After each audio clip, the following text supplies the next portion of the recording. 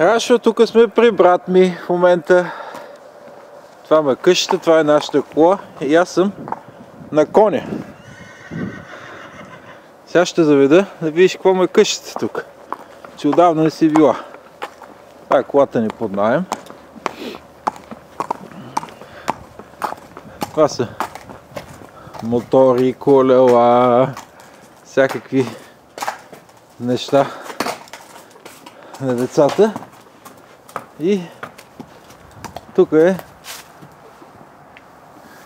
вече обор. Ето това е където са боядисвали с скейла.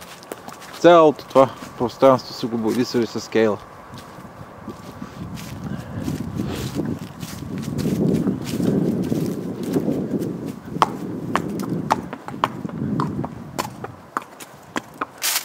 Сега е около 7 градуса, може би, температурата. Не е много студено, но аз съм с качулка и с...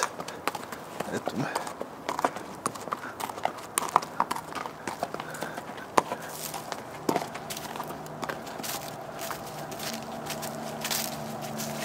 Това е предаването.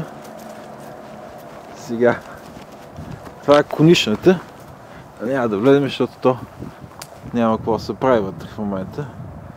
Но... Сейч.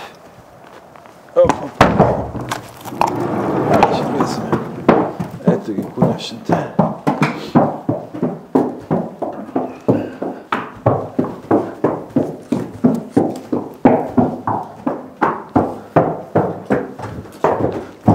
Чичо ми да малко се щупа главата веднъж като излизах, като влизах в една конишна, но тук са високите вратите. Тук са кокошки има, ето там в дупката излизат и влизат, но сега са скрили някъде. Ето това е Сейдж на коня, който го язди в момента. И сега продължаваме. Ето тук горния таван, каквото има.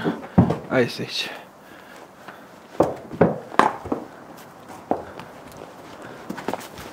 Ето още една дупка на кокошките. Преди малко Еми яздеше коня.